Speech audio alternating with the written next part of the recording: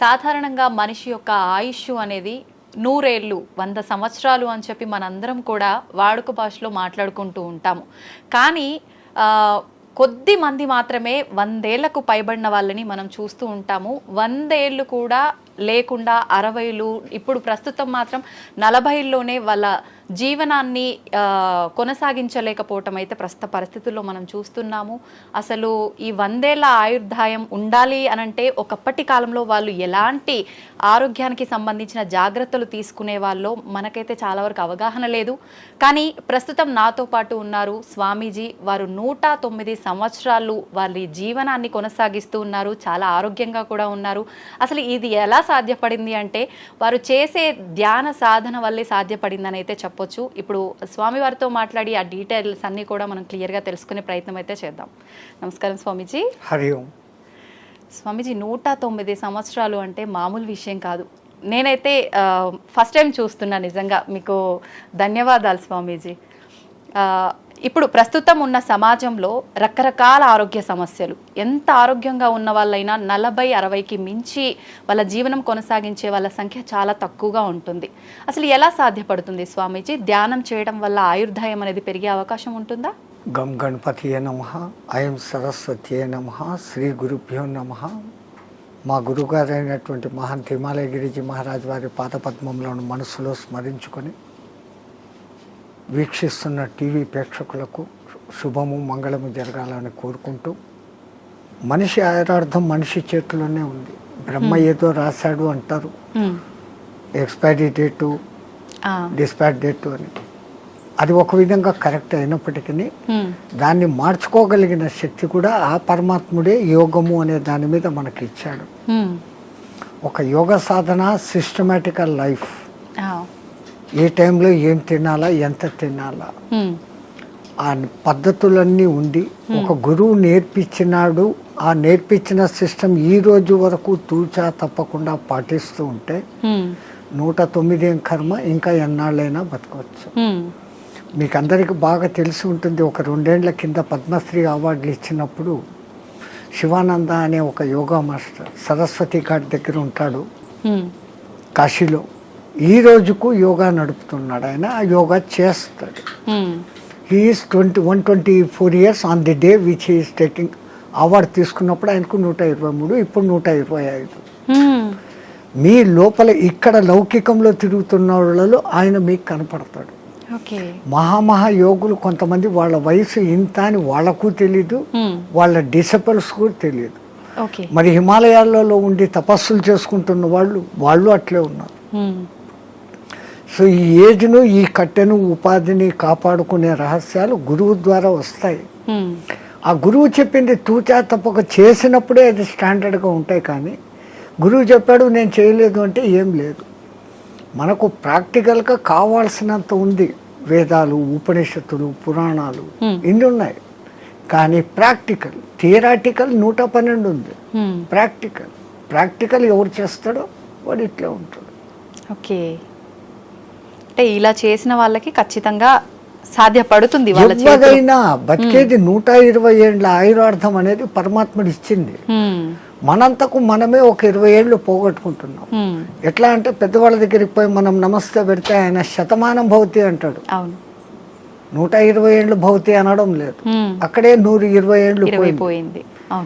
ఈ ఉన్న 100 ఏళ్లలో 50 ఏళ్ళు నిద్ర, 15-16 ఏళ్ల వరకు ఏమీ తెలియని బాల్యం, 80-90 వచ్చినప్పటి నుంచి నట్టుబోట్లు లూజ్ అయ్యి అదొక 10 ఏళ్ళు. 100 ఏళ్ళు బతికినా దాంట్లో వాడి నిజమైన బతుకు 15-20 ఏళ్ళు మాత్రమే.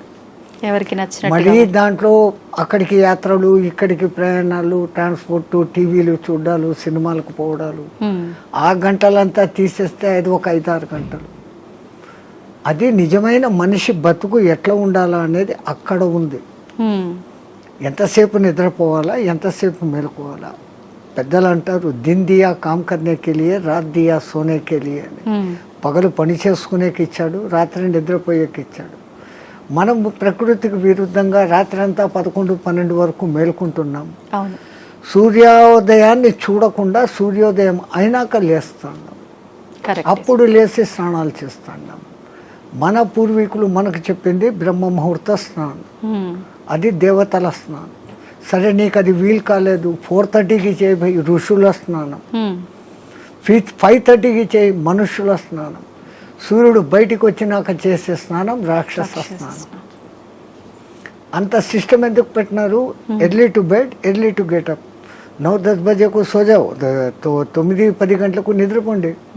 3 గంటల వరకు 5:30-6 గంటల నిద్ర ఒక మనిషికి అది చాలు, సరిపోతుంది. మనం అట్లా చేయడం లేదు. రాత్రి 11-12 వరకు మేల్కొని పొద్దున్న 7 గంటలకు లేస్తా ఉన్నాం. సో అక్కడ కొంచెం దెబ్బ. రెండవది తినే ఆహార పదార్థాలు.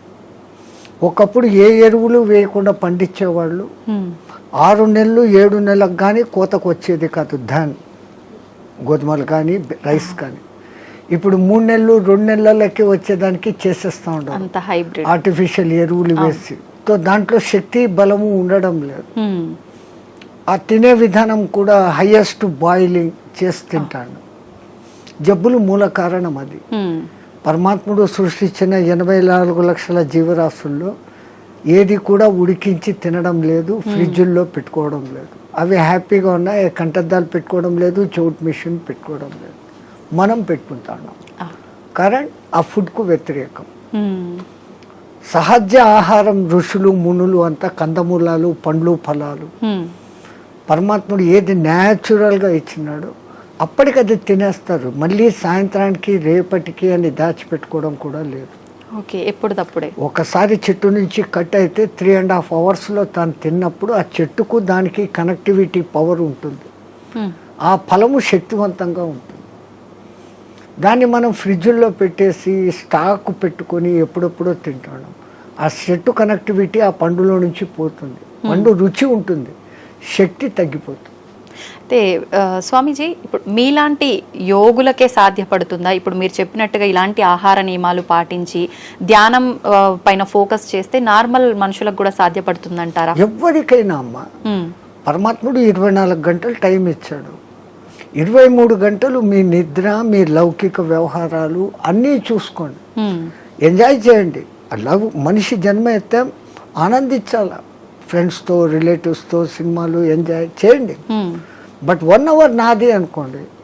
ఈ 1 అవర్లో ఒక ½ అవర్ బాడీ ఫిట్నెస్ ఎక్సర్సైజులు, ఒక్క 40-30 మినిట్స్ నేను ఎవరు అన్న ప్రశ్న వేసుకొని మీలోకి మీరు ప్రయాణం.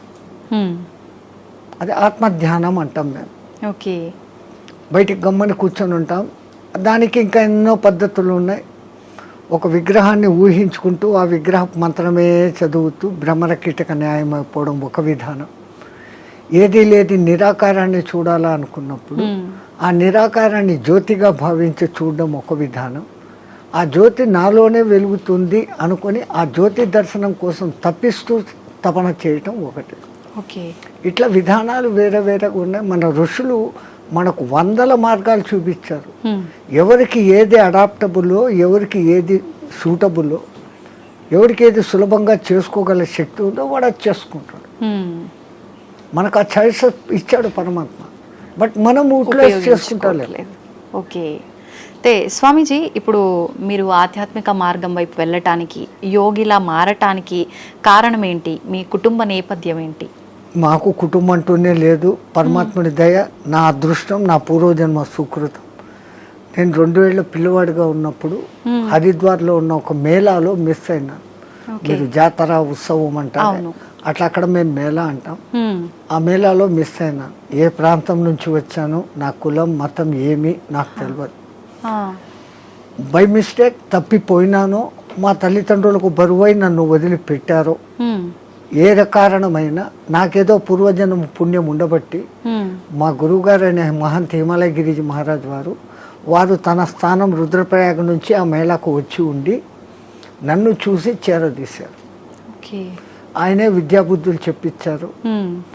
ఆ తర్వాత ఆయన దగ్గరనే 7.5 ఏళ్ళు శిష్యరికం చేసిన తర్వాత, డిగ్రీ అయిపోయిన తర్వాత ఆ మహానుభావుడు ఆ 7.5 సంవత్సరాలలో ఈ కుండలిని విద్య, యోగము, పురాణాలు, ఇతిహాసాలు, వేదము, ఈ సాధనాలు చెప్పి ధర్మ ప్రచారం నీ కర్తవ్యం, దేశం ఎట్లుందో తెలుసుకోవాలంటే ముందు పాదయాత్రతో దేశమంతా తిరిగిరా చార్ధామ్ దర్శన్ అన్నారు. బడా చార్ధామ్ అని ఒకటి, చిన్న చార్ధామ్ అని రెండు ఉన్నాయి. ఓకే. బద్రీ, కేదార్, గంగోత్రి అనేది చార్ధామ్ చోట. బడాది బద్రీ నుంచి పూరి జగన్నాథ్, రామేశ్వరం, ద్వారకా నుంచి స్వస్థానం. అంటే ఒక్క కాశ్మీర్ విడిచిపెట్టి మిగతా మన దేశం అంతా ఒక చక్కర కొడతాం. ఈ పవిత్ర భారతదేశంలో ఎన్ని సాంప్రదాయాలు ఉన్నాయి, ఎంతమంది ఆహారపు అలవాట్లు ఉన్నాయి, ఎన్ని వాతావరణ పద్ధతులు ఉన్నాయి. ఈ ఉపాధికి అవన్నీ అకష్టం కావాలా. నాకు ఇదే కావాలా అన్నవాడు సన్యాసి కాదు. ఓకే. నాకు అన్న మాట వచ్చిందంటే నేను నీ దగ్గర అన్ని వదిలిపెట్టినానన్న మాటకు విరుద్ధం. సర్వం న్యాసం, నీ దగ్గర నేను పెట్టేశాను, నీవు నేను తప్ప ఏమీ లేదు అనేది సన్యాసం. మరి అటువంటిప్పుడు మళ్ళీ నాకు ఇది కావాలా, నాకు చపాతీలే కావాలా, నాకు ఏసీ రూమే కావాలా, ఇవన్నీ విరుద్ధం. సో ఈ విరుద్ధతకు ముందు ఈ శరీరాన్ని తయారు చేసేదానికి గురువులు ఆ సాధనలు నేర్పిస్తారు. పంచాగ్ని విద్య అని, జల ఉపన్యాసం అని, ఇట్లాంటి కొన్ని ఉంటాయి. అవి నేర్పటం మూలంగా చలి ఎండావానాలకు ఈ శరీరం తట్టుకునే స్థితికి వస్తుంది. అలాగే ఆహారం విషయంలో 11-12 రోజులు తినకుండా కూడా అదే శక్తిగా ఉండే సాధన కొన్ని మంత్రాల మూలంగా ఇన్నర్ శక్తిని పెంచుకునేది. ఓకే. మన చుట్టూ ఉన్న శక్తినే మనం దాన్ని పట్టుకోగలగడం. ఓకే. ఆ సాధనలు వాళ్ళు నేర్పిస్తున్నారు, దాన్ని చేసుకుంటూ పోతున్నాం. అట్లా అని తిండి లేకుండా ఉండాలా అని దాన్ని ప్రయోగించకూడదు. అత్యవసర పరిస్థితుల్లో ఓకే శక్తులు ఉన్నాయని అది దుర్మార్గానికో స్వ అవసరానికో వాడుకోకూడదు. అత్యవసర పరిస్థితి ఇంకోని రక్షణకు, అప్పుడు దాన్ని వాడుకోవచ్చు. మనకు ఆహారం దొరకనప్పుడు అది చేయొచ్చు. ఓకే. అదొక ప్రదర్శనగా చేసినప్పుడు ఆ విద్య వాడి నుంచి పోతుంది. అంటే అది మీకు మీరుగానే చేసుకోవచ్చా స్వామీజీ? వేరే వాళ్ళ పైన కూడా మీరు అలా ఎవరికైనా చేయొచ్చు. ఇప్పుడు చాంద్రాయణ వ్రతము అని ఉంటుంది, అది అందరికీ తెలిసింది. మొదట ఒక పౌర్ణమి రోజు మగలంతా ఉపవాసం ఉండనిచ్చి చంద్రోదయం అయిన తర్వాత బాగా 15 పిడికిళ్ళ రొట్టె ముక్కలు, దానికి అవసరమైన 2 రకాల సబ్జీ, దాల్, పెరుగు, నెయ్యి, బెల్లము అన్నీ పెడతారు. అసలు సామాన్యంగా ఒక మానవుడు అంత తినలేడు, అంత పెడతారు. ఆ తర్వాత చంద్రకళలు ఎట్లెట్లా తగ్గుతాయో ఒక్కొక్క ముఠి తగ్గిపోతా పిడికెడు తగ్గిపోతా వస్తుంది. అమావాస్యకు ముందు దినం ఒకే పిడికెడు ఉంటుంది, అమావాస్య పొద్దు ఏమీ ఉండదు. ఫస్ట్ 15 days అన్టాలరేటబుల్, మనిషికి అలవాటు కాదు. మళ్ళీ ఒక్కొక్క పిడికెడు పెంచుకుంటూ పౌర్ణమికి మళ్ళీ 16 ముద్దల భోజనం, మళ్ళీ రెడ్యూస్, మళ్ళీ డెవలప్, మళ్ళీ రెడ్యూస్, ఇట్లా చేస్తారు. మొదట్లో మాకు కూడా చాలా బాధ అనిపించి మా గురువు గారితో అడిగాం, ఇట్లా కొంచెం కొంచెం చంపే బదులు ఒకటేసారి చంపేయచ్చు కదా పబ్లిక్. ఆయన అన్నాడు, రే ఈ పాపీ పేట్, ఈ పొట్ట ఇట్లా జానడు ఇట్లా జానడు.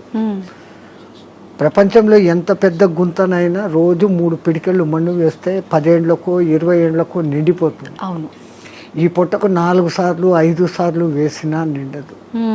నువ్వు దీన్ని జయించుకున్నావంటే జితం జిహ్వా జితం సర్వం, నాలుకను నువ్వు జయిస్తే రుచులను తప్పించి ఎంత నీకు అవసరమో అంత నువ్వు తిన్నప్పుడు ఆ పొట్ట మీద నీకు కాబు వస్తుంది. అప్పుడు నువ్వు ప్రపంచంలో ఎవరికి లొంగాల్సిన పని లేదు. ఈ ఆకలే కదా మనిషిని లొంగదీస్తుంది, అపరాధాలు చేయిస్తుంది, అబద్ధాలు ఆడిస్తుంది. అంటే వాడి కోసం, ఆ పొట్ట కోసం, వాడి మీద ఆధారపడిన పొట్టల కోసం. దీని మీదనే కాపు పొందితే ఏంటో అవసరం లేదు. మేము ఎక్కడో పాదచారులుగా తిరిగేటప్పుడు మాకెప్పుడో పిలిచి భిక్ష పెట్టడు. మళ్ళీ సన్యాసంలో ఇదొక రోజు, ఎవరైనా పిలిచి భోజనం పెడితే తినాలా తప్ప మాకై మేము ఇట్లా అనకూడదు. అడిగితే అది రుణం, వాళ్ళై వాళ్ళు ఇస్తే అది దక్షిణ. ఈ అర్థాలు ఉన్నాయి.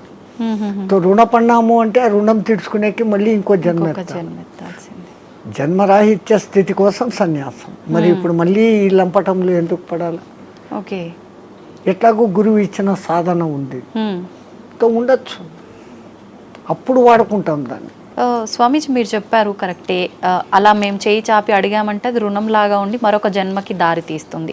కానీ చాలామంది బాబాల్ని స్వామీజీల్ని చూస్తున్నాం కదా, వాళ్ళు ఖచ్చితంగా ఆ, తీసుకుంటూ ఉంటారు. వాళ్ళందరినీ దొంగ బాబాలు అలా అనొచ్చు అంటారా? ఈ ప్రకృతి పరమాత్ముడు సృష్టించిన దాంట్లోనే చెడు మంచి రెండు ఉన్నాయి. ఉమ్, ఉమ్, చెడు ఉన్నప్పుడే మంచి ఏదో మీరు ఐడెంటిఫై చేయగలుగుతారు. ఉమ్, బాగా ఎండలో తిరిగేసి వచ్చారు, మీ ఇంట్లో కూర్చొని ఫ్యాన్ ఆన్ చేశారు, ఆ చల్లగాలి ఆహా అంటున్నారు. ఈ ఆహా అని మీకు ఎప్పుడు అనిపించింది? ఆ ఎండ అనుభవించినాక, ఆ బాధ అనుభవించినాక. అవును. అది లేకపోతే మీరు జీవితాంతం ఫ్యాన్ కిందనే ఉన్నప్పుడు ఈ ఫ్యాన్ నాకు సుఖం ఇస్తుంది అన్న గుర్తింపు మీకు రాదు. ఉండదు. కరెక్ట్. సో సుఖాన్ని మీరే గుర్తింపు చేసుకుంటున్నారు. ఎండలో తిరిగి ఉస్సు బస్సు నాకు నీళ్లు తప్పికెత్తంది మంట అనే ఫీలింగ్ వచ్చినప్పుడు కష్టాన్ని మీరే ఫీల్ అవుతారు. ఓ అది కష్టము, ఇది మంచిది, బాగుంది అనే కంపారిజన్ వస్తాను. ఓకే. అట్లా లోకంలో వేరే రకాలు ఉంటారు. ఇంకోళ్ళను మనం విమర్శన దృష్టిలో మేము చూడం. అతను దృష్టిపథం ఎట్లాడుతూ కొంతమంది ఉంటారు, మీ కర్మను తొలగించాలంటే మీ దగ్గర నుంచి ఏదో ఒకటి తీసుకున్నప్పుడు మీ తీసుకోవడం బాహ్యంగా ఉన్నా దాని వెనకల మీ కర్మను లాగలిగిన గొప్ప వాళ్ళు ఉంటే ఆ పని చేస్తారు.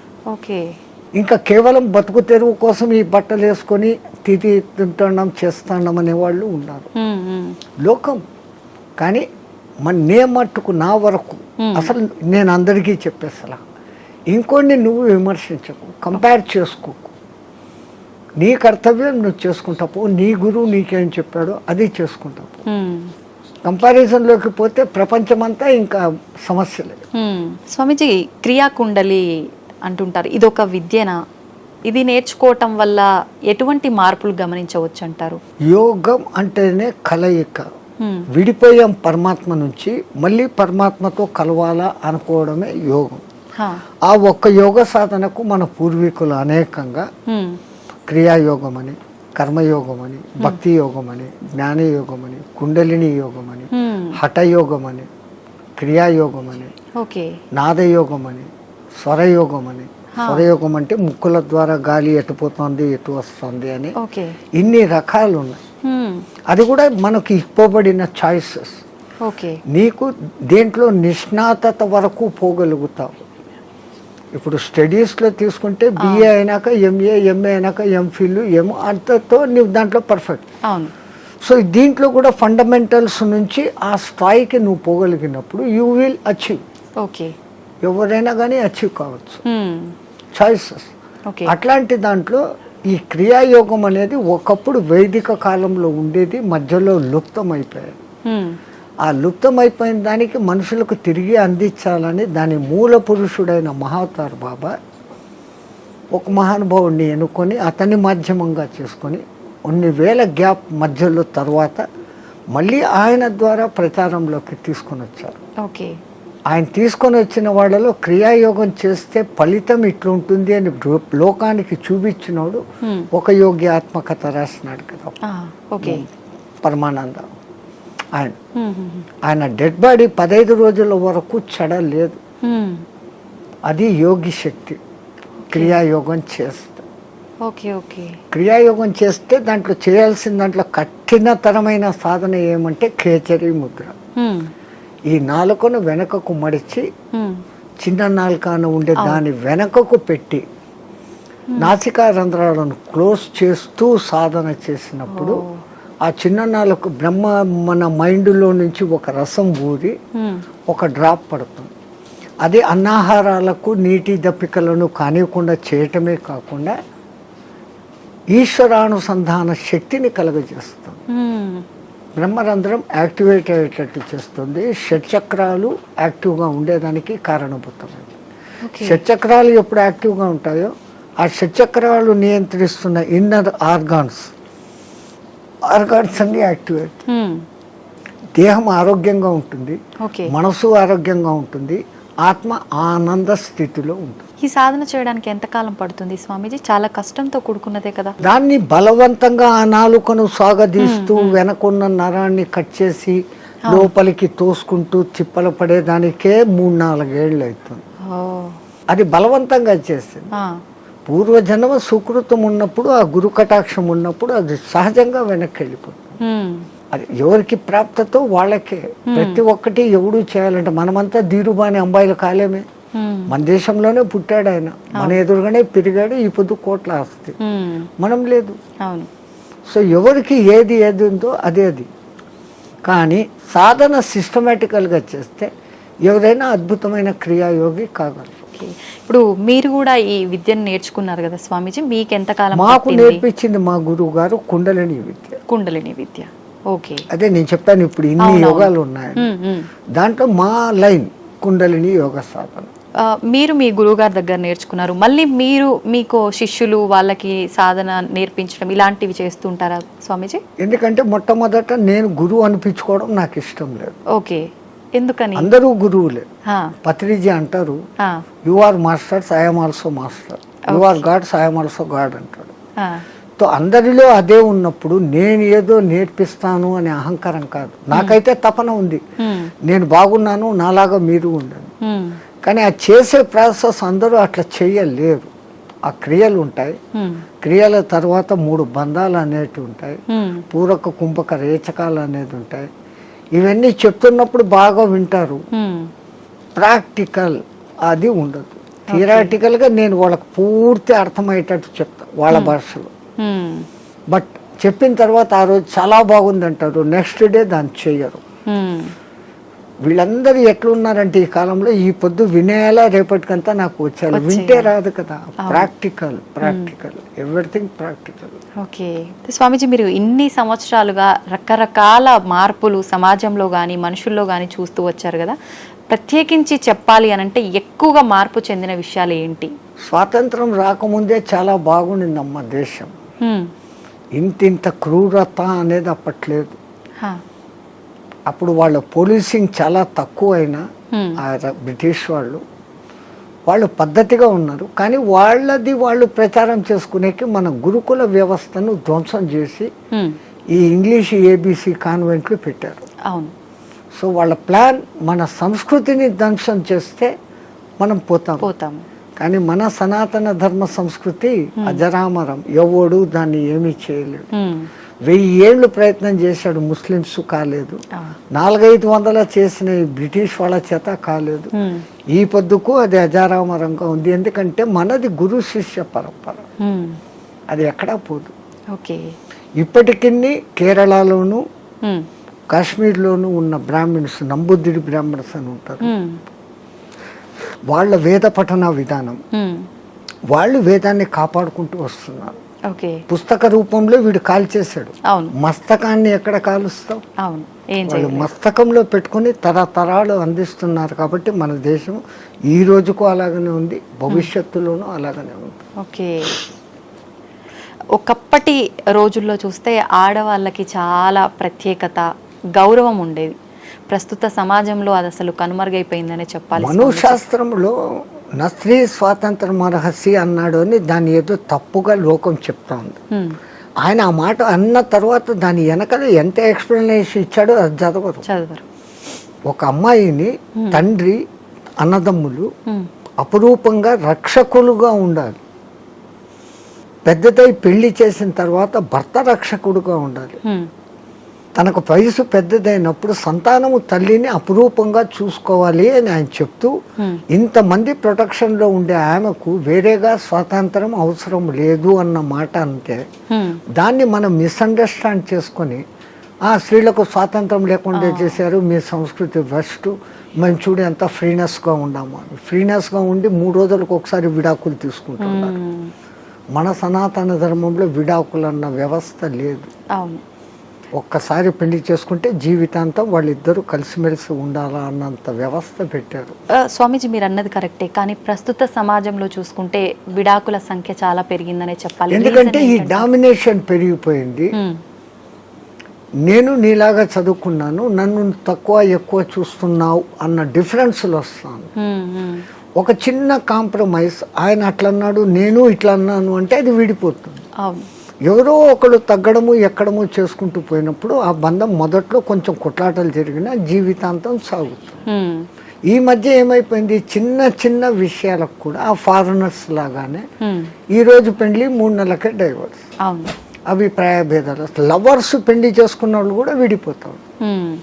వీళ్ళు ఒకళ్ళనొకళ్ళు ముందు అర్థం చేసుకోవడం, ముందు అర్థం చేసుకొని ఈమెది తన ఇంట్లో తాను రాణిలాగా పెరిగింది, ఇప్పుడు వాళ్ళందరినీ వదిలి మా ఇంటికి వచ్చింది, నా పేరు నిలబెడుతుంది నా కుటుంబంలోకి వచ్చి అని ఆమెను అంత గౌరవంగా ఈయన చూసుకున్నప్పుడు, ఇప్పుడు మా అమ్మా నాన్నలు మా అత్తమామలే నా మొగుడే నాకు దేవుడు అన్నట్లు ఈమె చూసుకున్నప్పుడు లోకంలో ఈ డిఫరెన్సెస్ రావు. తప్పు ఇటుందా అటుందా కాదు, వీళ్ళిద్దరి మధ్య సరి అయిన అవగాహన ఉందా లేదు. ఒక తల్లికి ఏం భయం ఉంటుంది, 20 ఏళ్ల వరకు పెంచుకున్న కొడుకు ఎక్కడ ఆమె కొంగులో కట్టేసి వెళ్ళిపోతుందో అనేది తల్లి బాధ. నేను మా వాళ్ళందరినీ విడిచిపెట్టి ఇక్కడికి వస్తే ఈమె పెత్తనం ఏంది, నా మొగుడుతో నాకు స్వేచ్ఛ లేదు అని ఈమె. కరెక్ట్ చెప్పారు స్వామీజీ. ఆ భావం ఈ విధంగా ఉన్నప్పుడు ఇట్లుంటుంది. మా అమ్మని విడిచిపెట్టేస్తాను, వీళ్ళే ఈ అత్తమామలే నా అమ్మ నాన్న అనుకున్న మెంటాలిటీలోకి ఈమె వచ్చినప్పుడు గొలాట లేదు. నా ఆడబిడ్డలు వేరే ఇంటికి ఇచ్చాను, ఆ పేరే ఆడబిడ్డ, ఈడబిడ్డ కాదు ఆడబిడ్డ అంటాడు. నా బిడ్డలు నాడిచ్చాను, అట్లాగనే కదా నాకు వచ్చింది. ఈ కొడలు ఇప్పుడు నా కూతురు అనుకుని చూసుకుంటూ వీళ్ళు ఉన్నప్పుడు ఎక్కడ కొట్లాట్లు, ఎక్కడ తేడా? అట్లా ఉన్న కుటుంబాలు కూడా ఉన్నాయి, ఎన్నో నేను చూశాను. చాలా మంది ఇండ్లకు నేను భిక్ష పోయినప్పుడు అమ్మ అమ్మ అని తిరుగుతుంటే ఆ అమ్మాయిని నేను వాళ్ళ కూతురు అనుకున్నాను, వచ్చినోడు వాళ్ళ అల్లుడు అనుకున్నాను. చూస్తే వీళ్ళ కొడుకు ఆమె కోడలు అంత అన్యోన్యంగా ఉన్నా, ఎంత హ్యాపీ ఫీల్ అవుతుంది. అది ఎక్కడో ఒక్క కుటుంబంలో అత్తాకోడన్ల గలాటలు, డామినేషన్లు. ప్రపంచమంతా అట్లా లేదు, మన భారతదేశం అట్లా లేదు. ఎందుకంటే మనం పెంచిన పెంపుదల పిల్లల్లో ఆ ప్రవర్తన అట్లే ఉంది, మన సనాతన ధర్మం. అది చెప్పకపోవడంతో ఈ మధ్య ఈ డిఫరెన్స్. సమిష్టి కుటుంబంలో పెరిగిన పిల్లలు అద్భుతంగా ఉంటారు, ఎందుకంటే వాళ్ళకి అన్ని ఆప్యాయతలు, మామ అత్త ససు అన్ని వరుసలు అక్కడ ఉంటాయి. పెళ్లికి ముందు నుంచే అత్త మేనత్త మేనమామ మామ అత్త ఇవన్నీ వరుసలు ఉంటాయి. సో ఆ అఫెక్షన్లో పెరిగిన వాడు ఎప్పుడు లవ్ డిస్ట్రిబ్యూట్ చేయాలని చూస్తాడే తప్ప ఈ ఇన్కన్వీనియన్స్ ఫీల్ కాడు, ఇన్సెక్యూరిటీ ఫీల్ కాడు. ఇప్పుడు సమాజం ఎట్లా ఉంది, పెళ్లి పొద్దు చేసుకుంటారు, వేరే కాపురం అంటారు. ఆ పుట్టిన పిల్లలను వీళ్ళిద్దరూ ఉద్యోగాలకు వెళ్ళిపోతారు, ఆయానో లేకుండా అంటే ఇంకెక్కడో పెరుగుతాడు. వాడు అఫెక్షన్ లేకుండా పెరగటంతో మనిషిలో క్రూయాలిటీ పెరుగుతాం. ఇప్పుడు జరిగే ఈ అరాచకాలన్నిటికీ కారణం ఇదే అంటారు. నేను అదే, వాడు ఇన్సెక్యూరిటీగా పెరిగాడు, దురలవాట్లకు ఈజీగా పడిపోతాడు, డామినేషన్ వస్తుంది. ఇవన్నీ కారణం వానికి లవ్ అండ్ అఫెక్షన్ దొరకపోవడం. అసలు తల్లి మామూలుగా ప్రేమగా పాలు ఇవ్వడం లేదు. 6 నెలలు 1 సంవత్సరం ఆ తల్లి వెచ్చదనం అనుభవిస్తూ ఆ పాలు ఆ ముఖాన్ని చూస్తూ చేసిన వాడిలో ఉండే అఫెక్షన్, ఆ తల్లి నాన్న కన్నా అంట మాట్లాడిస్తూ ఉండే ఆ అఫెక్షన్ వాడి భవిష్యత్తులో ఇంకొన్ని హింసించాలా తిట్టాలనే భావన రాదు. అన్నింటికీ మూల కారణం ముందు తల్లి. ఆ బిడ్డను తల్లి అట్లా పెంచితే అన్నీ అట్లే ఉంటాయి. ఒక జిజియాబాయి శివాజీని తయారు చేసింది ఎంత అద్భుతంగా. ఒక రామకృష్ణ పరమహంస, ఎవరికైనా వీళ్ళ వెనకాల ఒక తల్లి ఉంది. ఆ తల్లి డైవర్షన్ ఇంత అద్భుతంగా. స్వామీజీ, ఇందాక మీరు అన్నారు బ్రాహ్మీ ముహూర్తంలో ఎవరు పాటించాల్సినవి అని చెప్పి. నిజంగా మన సనాతన ధర్మమే చాలా గొప్పది, అందులో బ్రాహ్మీ ముహూర్తం గురించి చాలా గొప్పగా చెప్పారు మీలాంటి పెద్దవాళ్ళు కూడా. ఎందుకు అంత గొప్పతనం బ్రాహ్మీ ముహూర్తానికి? ఫస్ట్ లేచినాక మలమూత్ర విసర్జన చేసేయాలి 3:30-4 o'clock. ఓకే, 15-20 minutes ఆ పని. వీళ్ళాక శుభ్రంగా స్నానం చేయాలి. బాహ్యంగా మనం ఎంత శుద్ధం చేసుకున్నా 1 గ్రాము ఇక్కడ 1 గ్రాము ఇక్కడ 1 గ్రాము ఇక్కడ 10 గ్రాములు మైనస్ ఉంటుంది. బట్ బాహ్య శుద్ధి, నేను స్నానం చేసినప్పుడు అంతర్శుద్ధి కూడా ఆటోమేటిక్ గా కలుగుతుంది. నవ్ ఐఆమ్ ప్యూర్ అన్న భావన ఇక్కడ వచ్చినప్పుడు ఆ భావన ఇన్నర్ కు కూడా తగులుతుంది. ఆ బ్రహ్మముహూర్త టైంలో మీకు సౌండ్స్ ఎక్కడ ఉండవు, ప్రశాంతంగా ఉంటుంది. ఇంకా పక్షులు లేచి కిలకిలా రావాలకు కూడా చేయవు. ప్రకృతి అంత ప్రశాంతమైన తపస్థితిలో ఉన్న స్థితిలో ఉంటుంది. ఆ వైబ్రేషన్స్ హిమాలయాలలో జపాలు తపాలు చేసుకుంటున్న వాళ్ళ వైబ్రేషన్స్ అంతా గాలిలో కలిసి ఉంటాయి. దాంతో మనం కూడా కూర్చొని ప్యూరిఫై అయ్యి ఏదో ఒక సాధన గురువు చెప్పింది, ఇదంతా ఏది లేదు. పత్రి చెప్పినట్లు శ్వాస మీద ధ్యాస, సంథింగ్ ఏది ఆలోచన లేకుండా కూర్చుంటే ఒక మనిషి ఒక దినంలో ఇప్పుడున్న పరిస్థితుల్లో ఇది అది అంటూ 60,000 ఆలోచనలు చేస్తాడు. సముద్రంలో అలలన్నా ఏ పొద్దున్నా అలసిపోయి గమ్మునైతాయేమో కానీ ఈ మనోతరంగాలు అలవడం లేదు. One after one. ఈవెన్ మీరు నిద్రపోయినా నిద్రలో 5 గంటల సేపు మనసే పనిచేసి కలలు చూపిస్తుంది. ఆ 1 గంట సౌండ్ స్లీప్. అది మన నిజమైన తత్వం. అక్కడ మనం ఆత్మతత్వంలో ఉన్నాం. బట్ ఆత్మతత్వంలో ఉన్నా మన సంగతి మనకు అప్పుడు తెలీదు. లేచిన తర్వాత I had a sound sleep అంటాను.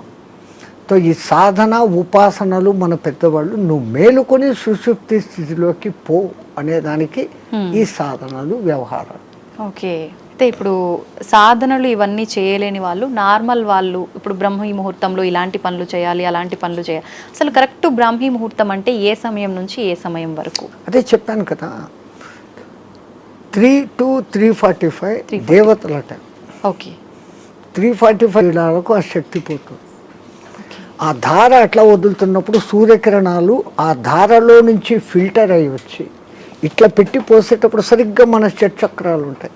ఆ ధార మన ఎదురుగా షట్చక్రాల దగ్గర పడతా ఉంటుంది.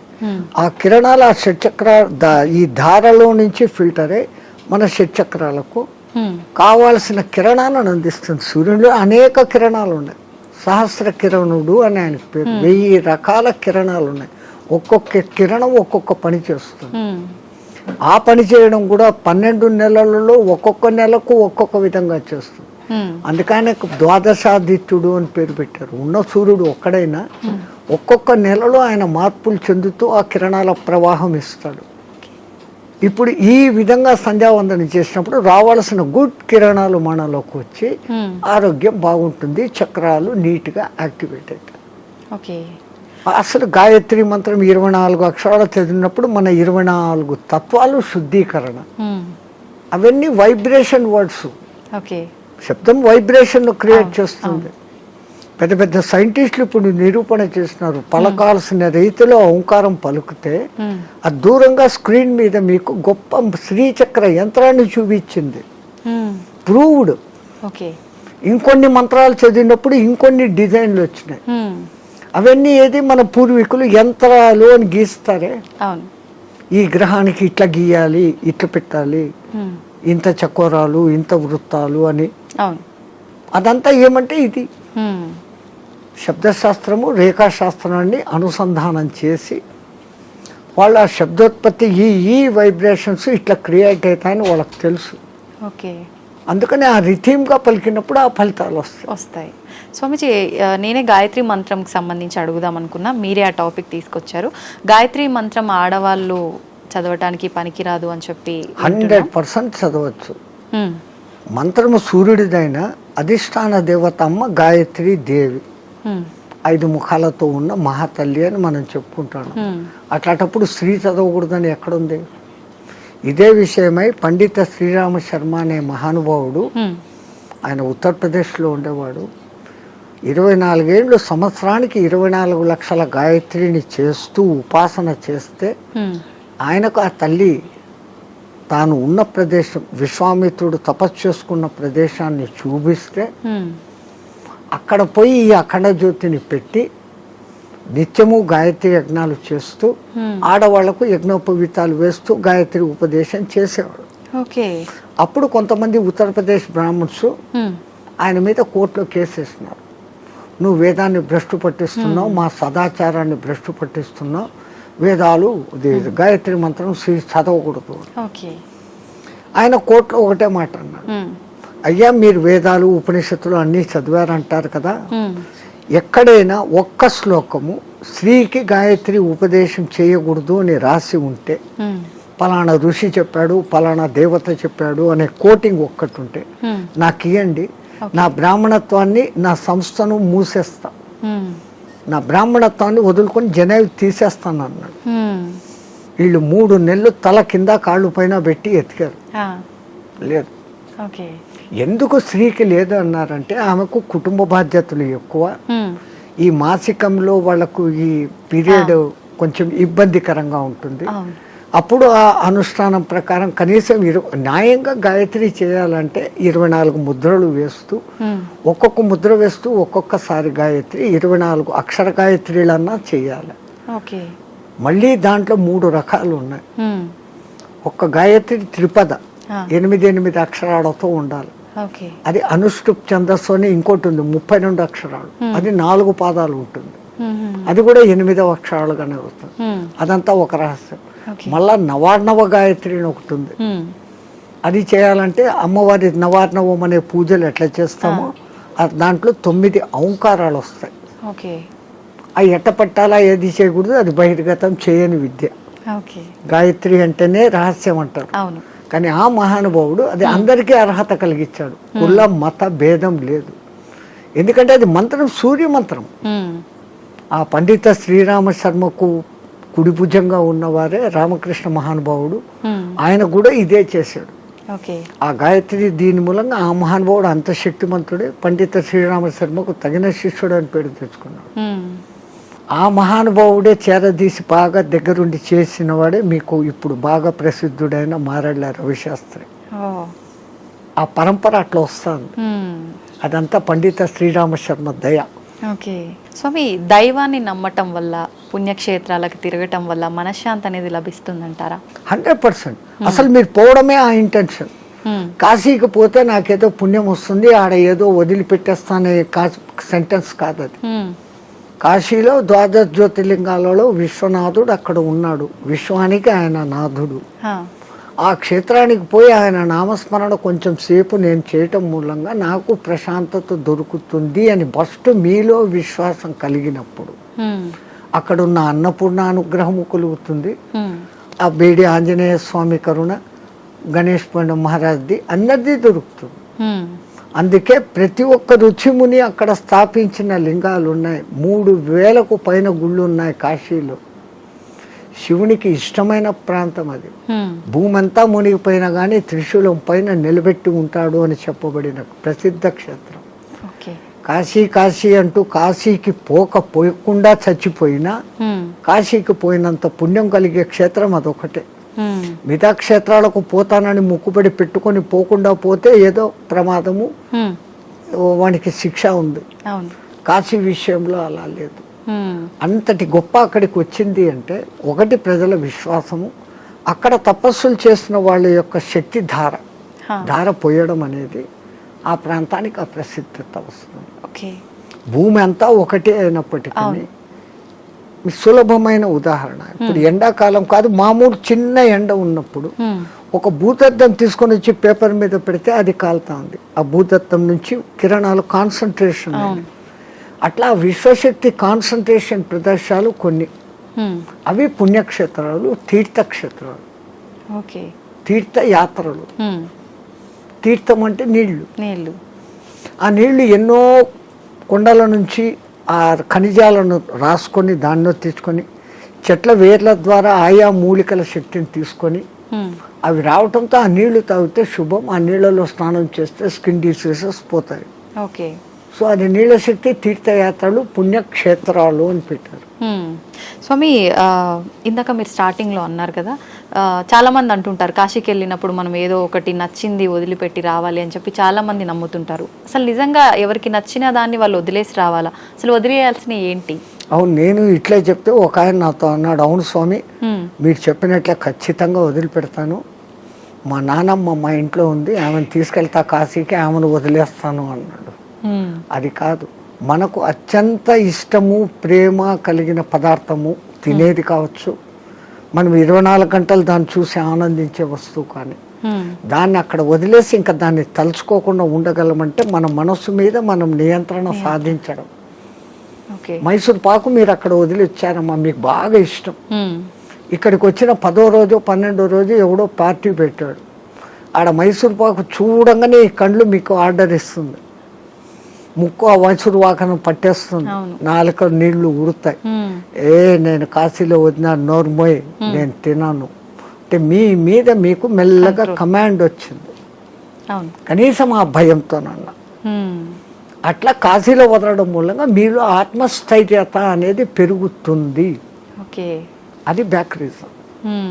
కానీ ఏదో ఒక రీజన్, చాలా మంది రకరకాలుగా అనుకున్నా కూడా దాన్ని అయితే నమ్ముతూ వస్తున్నారు ఇప్పటికీ. వెనకల కారణం ఇది అని మీకు తెలుసుకోవడం లేదు. అవును, అక్కడ మీకు ఆత్మస్థిరత, ధైర్యము అనేది పెరుగుతుంది. Okay, self confidence. I can able to do this without that. అది లేకుండా నేను ఉండలేను అన్న వాళ్ళు, అవును, అది లేకుండా ఎదురుగా కనపడుతూ కూడా అది లేకుండా ఉండగలిగిన స్థితి అంటే మీలో ఎంతటి స్టెబిలిటీ వచ్చినట్లు.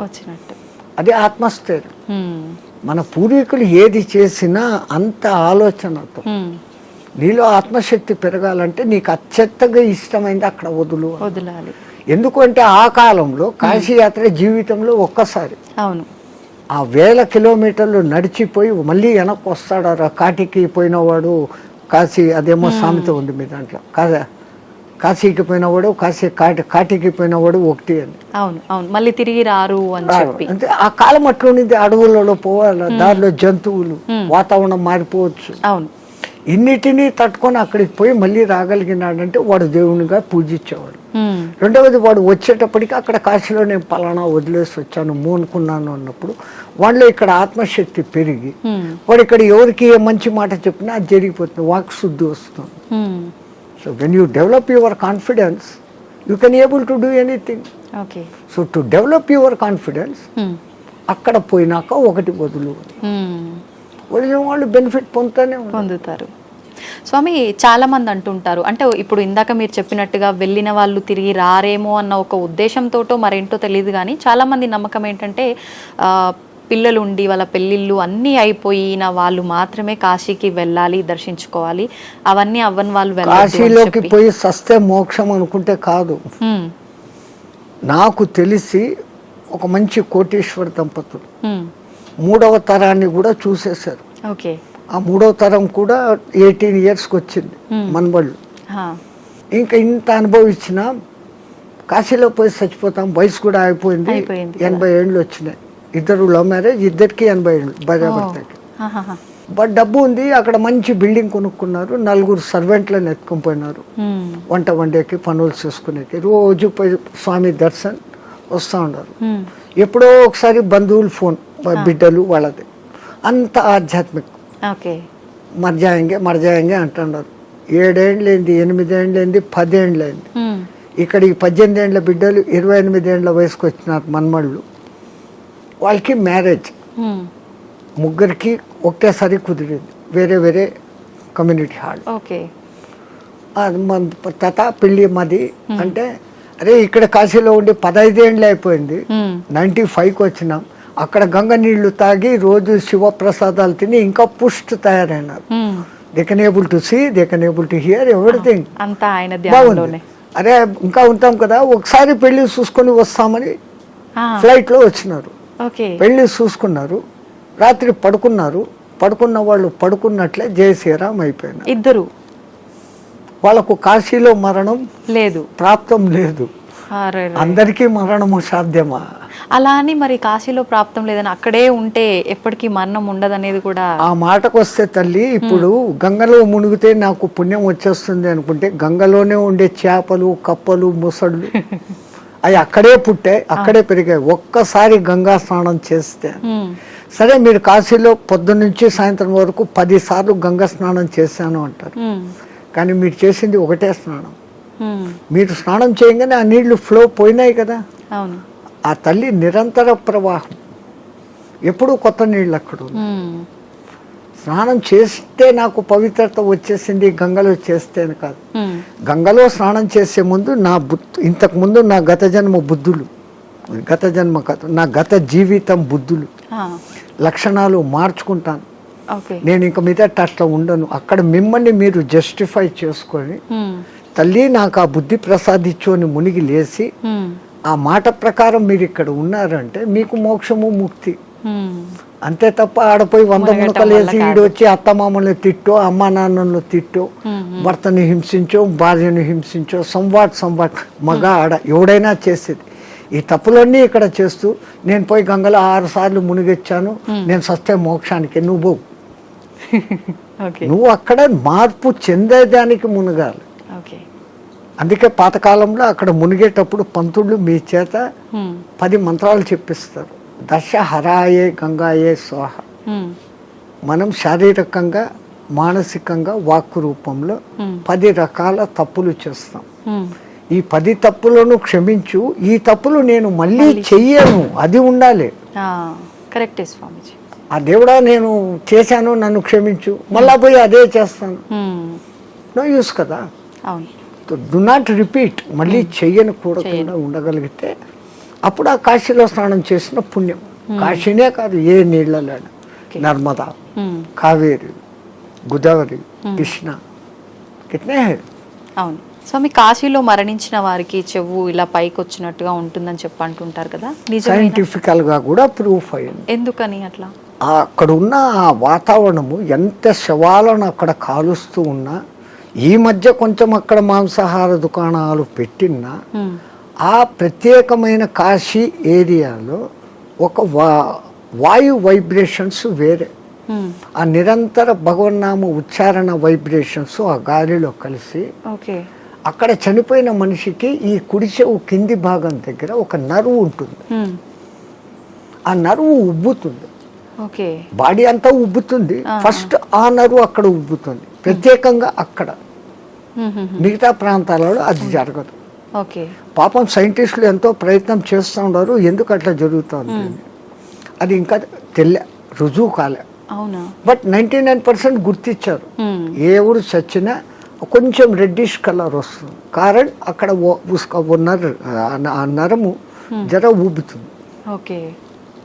అయితే చాలా మంది దానికి రీజన్ ఇది అయ్యి ఉంటుంది, శివుడు అక్కడ చనిపోయిన వాళ్ళకి చెవులో ఏదో చెప్తాడు అది చూసి మన పూర్వీకులు అక్కడ వచ్చి రామతారకం చెవులో చెప్తాడు, ఆయన గట్టిగా చెవులు ఆగబట్టి అది అక్కడ ఎర్రగైంది అంటాడు.